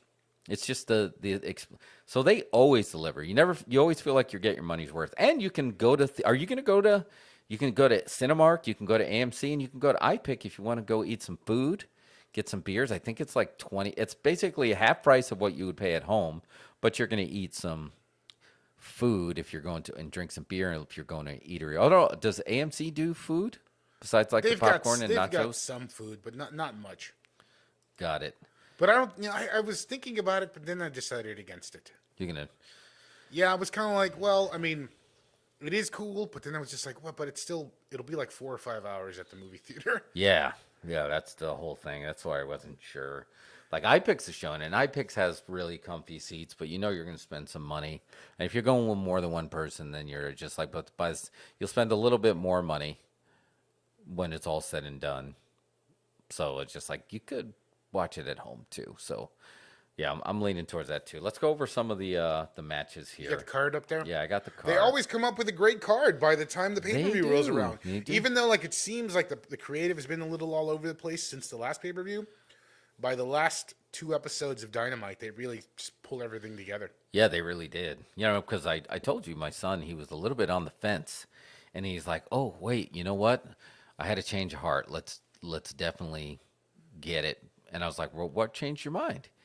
And he said MJF versus CM Punk in the dog collar match. And I was like, my boy. Because, yeah, that's, to me, that's the big one, right? Well, that's the big one on the male side. The female side, we know the big one. Friend of the show, Thunder Rosa versus Britt Baker for the AEW Women's title. I think this could be the coronation, or you think they're going to drag it out for one more? I don't know. I feel like they could absolutely drag it out and it would be acceptable, but I hope they don't. I hope they don't. And you brought up a really good point. They're about to do their Texas tour, and man, Road Warrior pop for Thunder coming into Austin and San Antonio with that belt. Road Warrior Places pop. will be destroyed. Yeah. It's just like everything will come crashing down. People will die. Yeah, and they cut a great promo on Rampage. And I thought it was weird that Britt Baker kind of, like, it was like you said, one of her better promos, but she kind of called it out weird, just like, you're nothing but people like your song. And I was like, I don't think that's true. I think it's just, she got over, I feel like she didn't even have that song the whole time. She just got over the minute she came from NWA with her look and her vibe. Before they even full-time All Elite, to me, she just felt like a star. Yeah, you never notice her song. You just hear the Thunder Rosa at the beginning, but No. It still was a good promo. I like when she said I was building this company while you were wrestling on YouTube.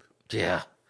Oh, man. Mick Foley brought up a good point when I think he was on the Thunder Rosa eating tacos, the taco vlog. I think he brought up that, like, Tony Khan's been shelling out money for all these songs. Like, he needs to get Thunderstruck for her. Yes. Why is that? Can you imagine the crowd chants? Oh, man. Yeah, people would get nuts there. So I think that would be great. But, yeah, sorry. I jumped ahead twice because I had a story for both. So we got, I'm going to do this in Taz's voice. We got Wardlow against Keith Lee, against Powerhouse Hobbs, against Ricky Starks and Orange Cassidy. And then a TBD, Face of the Revolution ladder match. We're going to have a surprise entrant there. Yeah. Well, I think we're in for 2 surprises. Jeff Hardy. It's a ladder match. Yeah, I think Jeff Hardy is coming because I saw Matt Hardy throw up the extreme symbol a couple of times. People are chanting delete as he's already ready to cut bait from the Hardy Party. And then Please give Matt Hardy a chance to do the delete gimmick proper. With people? Dude, it's still, I was just like, maybe it died, but like when people see that he's about to possibly turn when with Jeff coming back, they're starting to chant delete. That has the potential to be like yes chant level delete. I mean, yes chant level sort of like hype. Yeah, I can totally see that.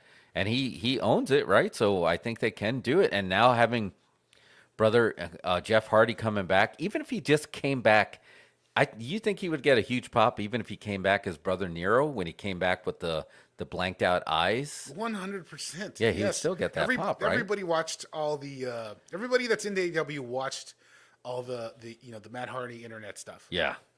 Yeah, it was good shit, man. So, yeah, I think there's a very good chance he's going to be in there. But, Matt Hardy has Isaiah Cassidy, Andrade, and Matt Hardy against Sting, Darby, and Sammy Guevara. So, I don't know if Jeff's going to come there or if they're going to let Jeff come out by himself. I feel like he's going to get a monster pop, but, like, the fan in me would like to book it to where he came in with Matt Hardy in the ring too. I feel like his pop's would be a little bit bigger if Matt was there because you just have the double energy.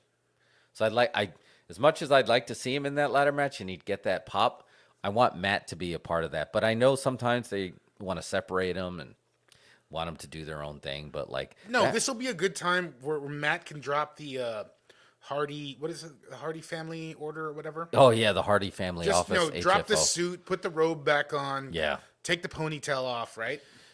Yeah. Well, maybe they turn it into an extended gimmick. Maybe he comes back as the face of the Revolution ladder match, and then Matt Hardy realizes it, and then maybe they just spread it over a couple of weeks. Like next thing you know, he has his nervous breakdown, and then he says ha ha ha ha, and then it's on. Yep. So it could happen. And then we start getting some cool internet videos. Yeah, because honestly, I would love to see. Let them do the Hardy compound proper at AEW. That would be fun. That would be great because that means we got Hardy compound in Impact, WWE, and AEW. That's star power where you can jump to 3 different organizations and pull that off. Do we get Vanguard 1 back? I hope so. God, I hope so. And Dilapidated Boat. I mean, there's so much stuff that you can bring back. And I'd honestly like to see something with Sting. And, obviously he did really well with him and Darby's cinematic match. I'd like to see something with the Hardys and those two. That would be fun, right? Matt and Jeff Hardy, but you get Brother Nero Hardy against Sting and Darby in a cinematic match. Directed by Darby. Yeah. Or Darby's into it. that Yeah, too. do it. I'm all for that, so we see that. Next match, really super hot promo, quasi-shoot style promo when you had Chris Jericho has another nickname against John Moxley. They gave him another nickname, the Influencer. Who's the influencer? Chris Jericho, Le Champion, the Demo God, and now he's the Influencer. But did you watch that promo with Eddie Kingston? Yeah, that was great. Yeah, it was like somewhat of a shoot because I felt like Eddie kept wanting to cut him off. And he's like, oh, all right, bro. All right. And he just like let him go with it. But it's kind of a bummer that everybody shoots on Eddie Kingston now as the promo because it's like, the first time, it was awesome, whatever. But now he keeps getting insulted. And I don't like it. Yeah, because he's like, I was in my 20s when I finally made it, and I was an international star, and where were you? And you don't try hard enough, and that's the same thing that Brian was doing to him. That's what everybody says. You don't try hard enough. Yeah, you're a bum. So I don't know. I want to see Eddie with Santana and Ortiz, and I want to see them as the baseball Furies, keep the paint on and just be that New York crew. He doesn't have to paint his face, but I like those 3 together. It feels natural to me. It feels very natural. They're a good trio. I mean, they've talked for a while about doing the trios belts. I hope they do that. They need. I think they have enough people now that they can swing that. Do. But either way, I think Eddie needs a strap. He needs to get a run with the strap. He does. I think he needs to take that belt from Sammy. Because he would get that belt so over. Oh, he totally will.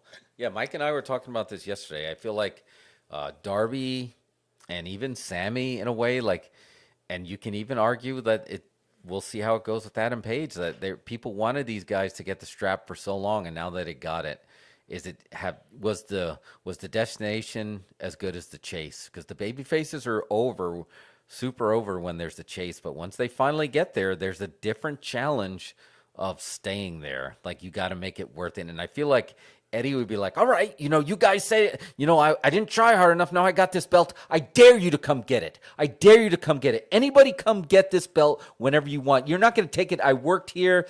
I'm almost 40 years old and I worked so hard to get this belt. I will kill you before I get this belt. And then they're like, yeah, now you basically any challenger is a threat to his life and his livelihood. Yep. And then Cesaro walks out as Claudio, and you got your quasi shoot. Oh man, yeah, that's money. And then Claudio cuts a promo where he tells him that you were lazy. Yeah, exactly. Oh man, yeah, that would be. And then we got, yeah, that would be good. Claudio, dude, Punk everyone's a fan of him in the locker room too. So if you look at him, you probably think it was Eddie Kingston is lazy compared to like Cesaro, but who isn't? Guy like speaks 7 languages and he sleeps on like a wood plank. His nickname is Superman. Yeah. Oh my goodness. Next up, we got Bryan Danielson versus Moxley. Before I fight with you, I have to bleed with you. I think these guys are gonna beat the crap out of each other. Is Bryan Danielson right now probably the best wrestler in the world? Yeah. I think so too. Because it feels like what he's doing is he's just unbelievable. Well, it's unprecedented too because it feels like a shoot. Like it feels like it's now. The Yes chant was cool, and obviously it got way over, and it was a little bit of a shoot because he was positioned as the underdog by Vince McMahon because maybe you're too small, pal, and we have to put you as the underdog. But now we're seeing, like you said, this Brock Lesnar version of Bryan Danielson, and now this is a heightened version of him because he has no doubt he's one of the best wrestlers in the world, and maybe he thinks these guys are. Now he's telling these guys the same things that he told The Miz, like your style is soft. I want to see you wrestle me. So I think this could be a show stealer too. I think Cornette calls it when he says, Bryan Danielson's the guy who can make you look good by beating you. Yeah.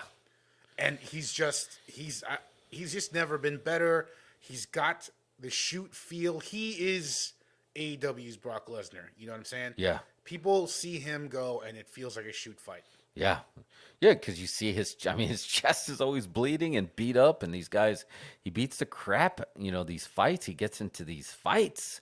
It has nothing to do with like his size. He just gets into these gnarly, gnarly fights, man. So it's going to be good. And I think this is going to be good. And I hope it happens. And I hope Moxley has somewhat of a turn with Bryan Danielson, and they become basically these guys that are like, we're going to beat the respect into you. We're going to force you to go into the deep water. We're going to make you feel uncomfortable so we can get the best out of you. And I hope they do that. And eventually, I think it could be argued that Punk could be part of that crew too. I know people are ready to see CM Punk versus Bryan in a way, but I'd like to see the swerve and have these guys as, New World Order style with Hogan, Hall, and Nash. I'd like to see Punk, Moxley, and Bryan, and just like pushing these guys to their limit. And just because all 3 of these guys are quasi shooters when they're on the mic. Yeah. So I'd like to see that more than I want to see Punk wrestle either one of these guys. I'd rather see them basically running the gamut and being a clique there, similar to the NWO. Without the, obviously, we're taking over and not getting, like, the difference is, like, NWO, they wouldn't put anybody over, but I'd like to see these guys doing it and forcing them to get into the deep water and making people better because, when this is the next match we're talking about, this MJF versus CM Punk stuff is great. It feels very old school. That last MJF promo was out of sight. Yeah. Oh, man. And then Punk played. It's just like, is it true? And then, like, he was working the tears in there and just like, yeah.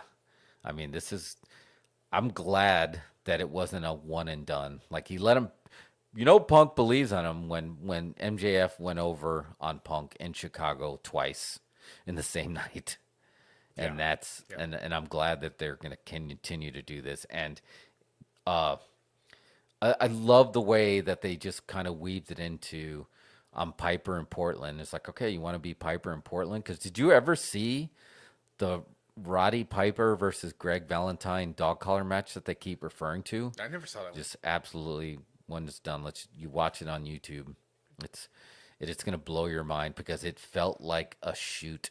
And Piper's ear was bleeding. And you had years and years later that he's like, my hearing was never the same. And it just felt like a shoot. And then, like, we have no idea.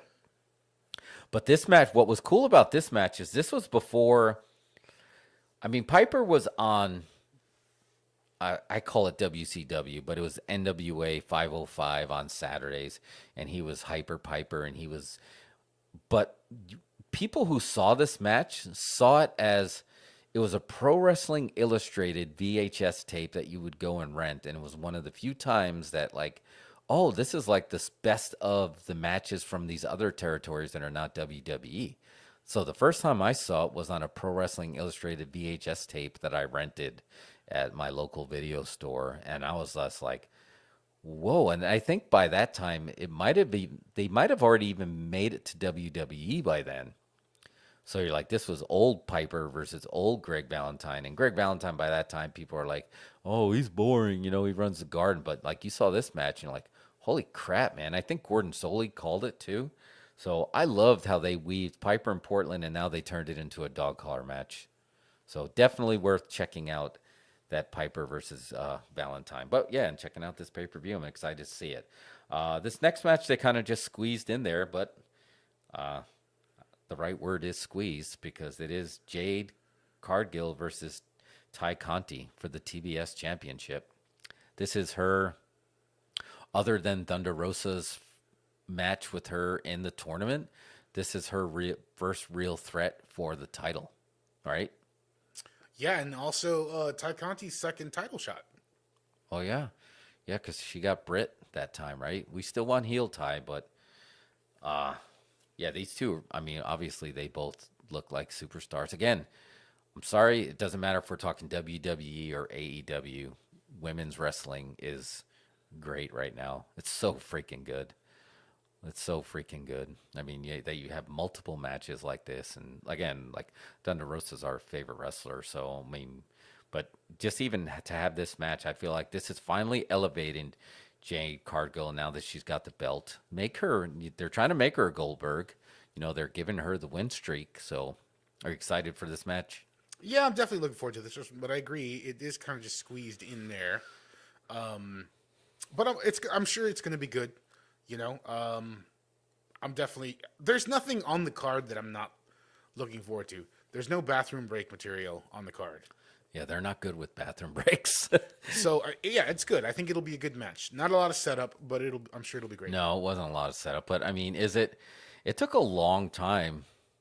Was it Goldberg like 50 matches in before he finally got like, well, everyone was talking about the two matches I remember is when he fought Haku Meng, because you're like, oh man, this is like a shoot fight, and you knew Meng could take him out for real if he wanted to. Then you had the shoot fight with Steven Regal, William Regal, which was like a shoot fight, which is just William Regal's like, what are you talking about? That's just how I work.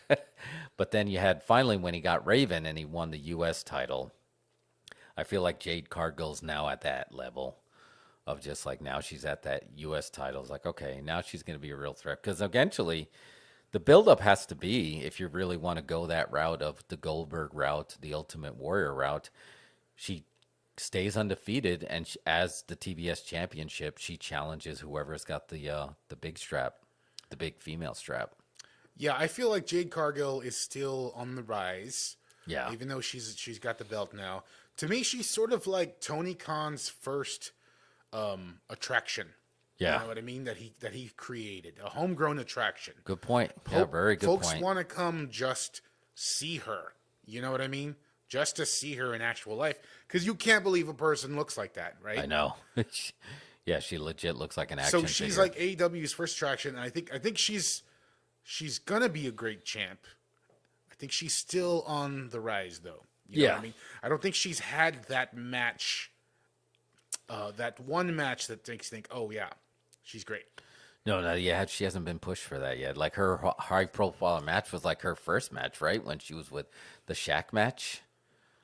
I feel like that was right. Like the big profile match, but she hasn't been pushed yet. Now to get her where she needs to be, obviously she's a star. She looks like a star. She's even, her work is good. Like she doesn't seem like, Goldberg got a lot of heat because like, oh man, his work is so bad or he's going to hurt someone. I feel like she doesn't get that, but like they got to bring her into the deep water. You got to see how she's going to be now when she gets challenged, and I feel like Ty, they kind of did it with the Bunny. The Bunny got some offense, right? So you need to push that next level and take her into the deep water. And Ty can do that because Ty's technically a shooter, right? She's a judo Yeah, shooter.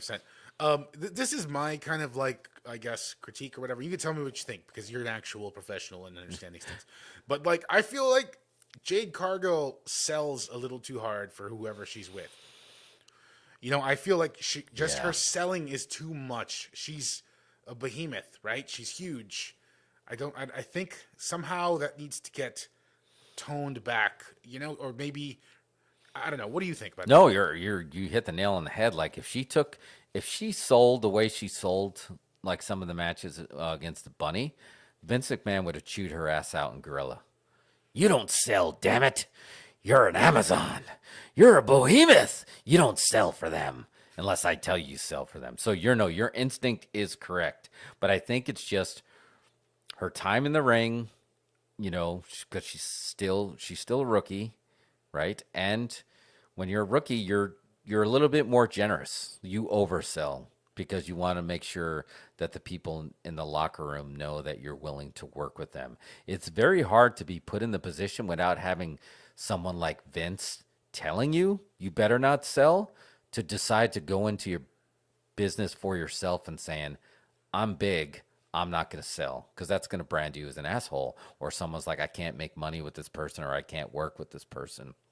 You need somebody like Tony Khan to remind not only her, but the person that she's working with that, hey, nothing personal, but this is how we're going to make money.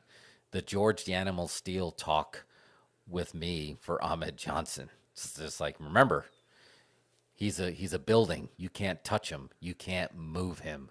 You're still telling a story. So your instinct is right. They just need to have somebody in there to remind her, hey, we know we're building you into this superstar, so we have to sell a little bit less. But that's got to be a management decision. That's got to be Arn Anderson walks over and has that conversation with not only her but working. So yeah, you're 100% right. Yeah. So, and like, not that you're right. Not that she shouldn't sell for people. Just the way she does it is a little bit too much. But anyway, that's it. Other than that, you know. Yeah, I mean, she wants to show that she can take bumps, and she can. I mean, she's an athlete. You know, she walked out from day one, and you're like, okay, Vince is going to be jealous because Tony's got a star right there, a homegrown star. So, props to that. Next match, we have the Jurassic Express versus, I didn't know they had a team name, but they got a team name now. Kyle O'Reilly and Bobby Fish, or Red Dragon. Yeah, the Red Dragon. They're Red Dragon versus a TBD team. Looks like they were teasing some in that tag team battle royal, some stuff with FTR and the Bucks. Strange that the Bucks are not on this card yet, so I'm assuming that TBD is going to be the Bucks. Would the Bucks not book themselves on the pay-per-view? Or Tony Khan's got the full book now, so I guess maybe they don't get a say? I'm not sure. I didn't realize they weren't on the card. I didn't even think about it. Oh, JJ said that comes from the Ring of Honor days. See, yeah, I didn't know that. I didn't watch a whole ton of Ring of Honor with these guys. So, but I mean, I like it, and I was just like, okay, cool. They got matching gear.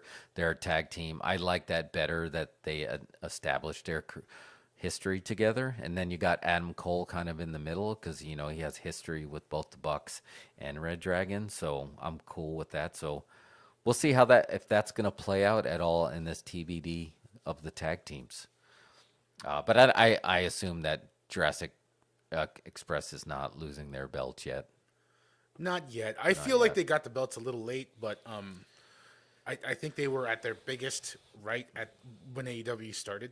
Yeah. You know, but you know, whatever. They are getting the run, and that's cool. Yeah. Then we have the match that we are looking most forward to, and we talked about this already: Britt Baker versus Thunder Rosa. Again, the more I think about it, I think it's time. Give Thunder. It's time for a run. Like, because Britt Baker's had it for a long time, right? Over a year? Has it been over a year? I feel like it's got to be at least close to or over a year. And not that I'm all. Hikaru had it for a year, right? Yeah. So not that I'm all for the take turns. Now it's this turn. I just think that Thunder Rosa is just so over, and she's all over the place. I mean, she's got her, she's got Mission Pro. She's doing stuff with Game Changer. Anywhere she goes, she's their star. She's the YouTube. That's not an insult when you say when I'm wrestling on YouTube. It's like YouTube sensation, man. That's a big deal. Call Matt Cardona a YouTube sensation because he is. He's got a lot of belts. So I think it's time. I think it's time for Thunder to. I wish they would have built it up a little more. Is my only complaint, that they could have been building this way back up from back in the day. Since their lights out match where they both got uber over. But it's just Brett was a little bit ahead of where Thunder, because Thunder just kind of just got there. So there's also a part of me that thinks you could drag it, and I don't want to see it one and done, and I don't want them to move on to somebody else. I want to see it continue. So then there's that part of me, well then, does somehow Britt screw Thunder and she doesn't get it yet, and then they wait for her to get it in San Antonio? Because that would be a Road Warrior pop. Oh, wow. Yeah, I didn't even think of that. Yeah. So if she doesn't get it this week, then maybe she gets it in San Antonio. Because San Antonio's before Austin, right? Yes, it's the week before. Yeah.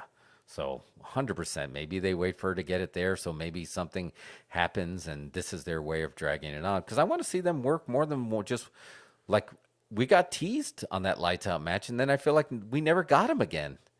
And so they was like, okay, they must be saving. Well, now they're saving it. Let's MJF versus CM Punk, and let's just drag this out. Also, can we give Thunder Rosa a faction, please?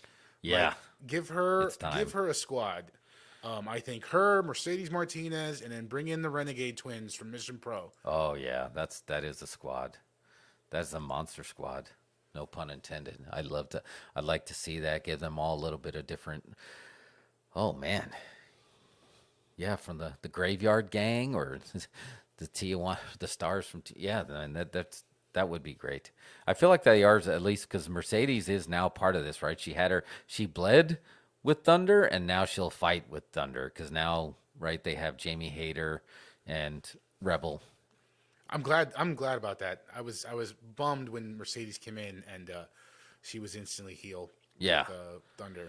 And now I thought they would have been great together. Yeah, and now they got it.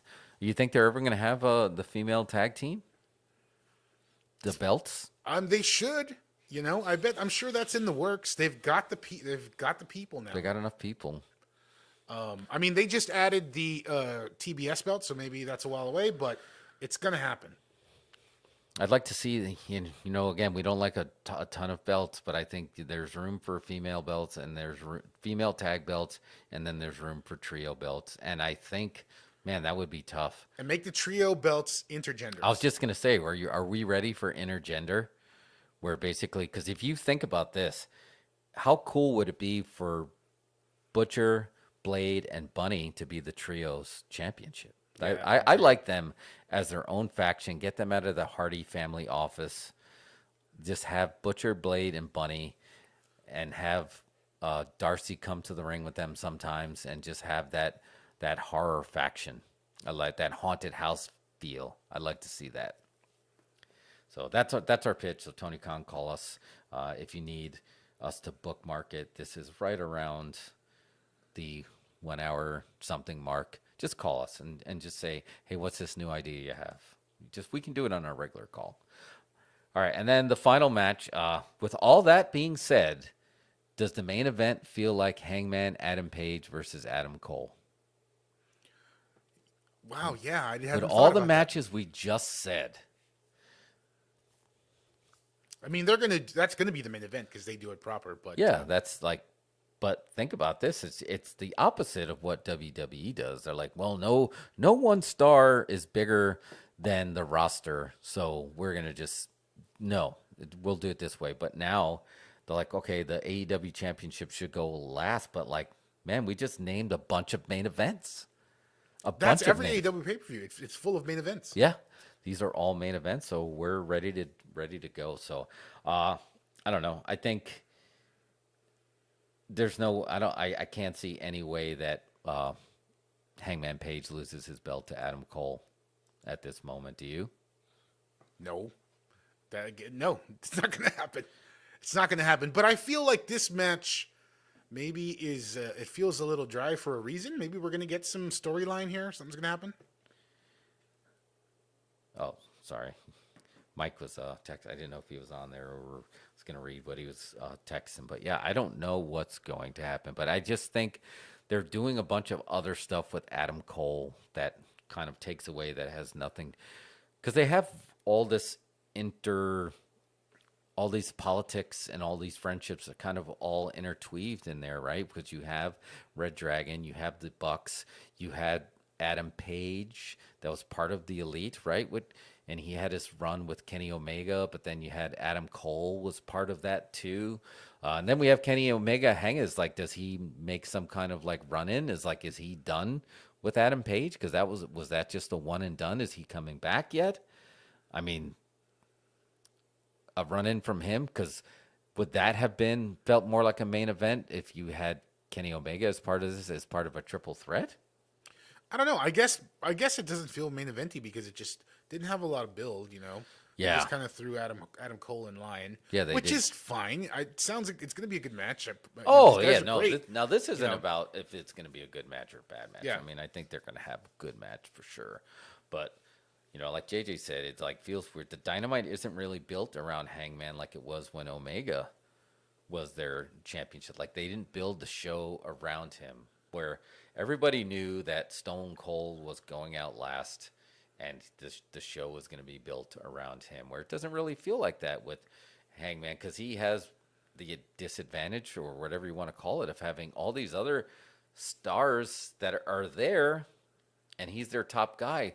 He needs these guys to give him a rub, because look, think about it. I mean, he's on top right now with the belt in a company that has Chris Jericho, Jon Moxley, CM Punk, and Bryan Danielson, and Adam Page is on top of those guys. That's and to this day, I think that isn't Hangman probably, out of everyone who's had the AEW championship, probably the least known. Yeah, no, 100%, absolutely. It was even somewhat controversial giving Kenny Omega the belt.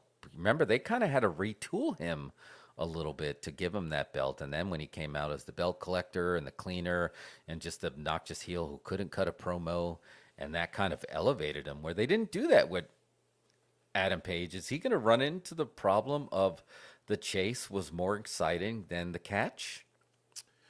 Time will tell. I don't know. Because they were wanting, they were pissed at Chris Jericho for carrying the belt and not putting Adam Page over back then for the first time. But I 100% back that play. You got Chris Jericho and you just started a new company. Chris Jericho gets the belt. Sorry. And he gave the rub by having Adam Page make it that far, in my opinion. So did he get enough of a rub? And he was getting over. I'm not saying he wasn't getting over, but was it enough to stay over that you have these other guys? Like, what's going to happen if they do this faction with Bryan, CM Punk, and Moxley, and you have Adam Page on top? Now you have a true threat to Adam Page, and this is where he can shine. And just like, you got these guys that like, we're stars. You're not a star. You were a flicker and you never got over. We're over. I mean, you give that quasi-shoot interview and we're coming for that belt because we sell the tickets. We're going on in the middle, or we're opening, we're curtain jerk as a favor to you, but we're the stars and we're getting over. Now you have a true threat to those belts, and how Adam Page reacts to that is what's going to determine if he's a star or not. Can I book this real quick? Yeah, book it. I think you have that faction of CM Punk, Bryan Danielson, and Jon Moxley versus the Four Pillars. Oh, I like that. I like that a lot. Because again, and I was talking to Mike about this, is like the Four Pillars do have the issue of just like Ric Flair, and I'm talking about the canceled Ric Flair. Just take a journey with me. Ric Flair is Ric Flair 24/7, 365. He's Before not the internet. Yes.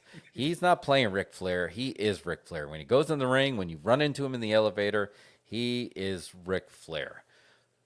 right? So Chris Jericho is a rock star. He comes out in purple sneakers and his leather jacket, and he feels like he's a star, and people are singing his song. And that's why he's telling Eddie Kingston, "You're not a star, I'm a star." And he's not wrong about him. I mean, he's trying to give Eddie that rub. Here's the thing about some of the four pillars, other than MJF, who is MJF on Twitter, and he's cursing out little kids, and he's giving the finger to Special Olympics. So let's just talk about Sammy Guevara, Darby Allin, and Jungle Boy. Like, they go out there and they are these characters, but you feel like he's not going to be Jungle Boy when you run into him. And is Darby going to be Darby in a hotel lobby, when you run into him? And that, you feel that. You can feel that. Mick Foley called it that X factor that they have. You can feel that. So the four pillars need somebody to elevate them and turn, Jack Perry into Jungle Boy 24/7, 365. And I know it's a different time, I could argue, that's what's going on with Charlotte Flair, but she's staying Charlotte Flair.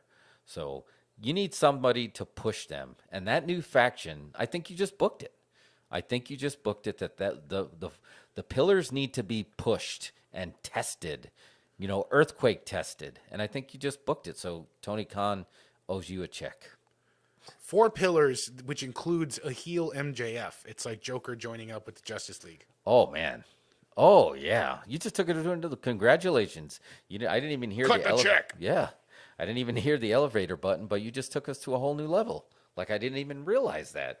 If he do that and just like, look, I don't want to team with you guys, but I have no choice because we are the future, and he could almost be the quasi-leader to really help elevate them and push them, because he said it.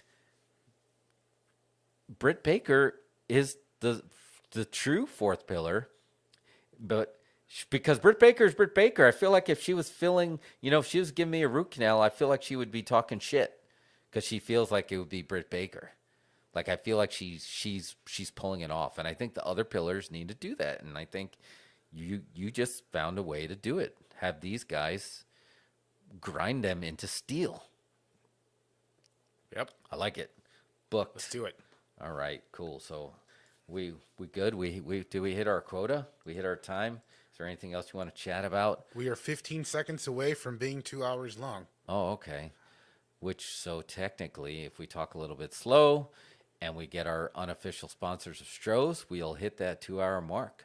So without further ado, thank you for joining us.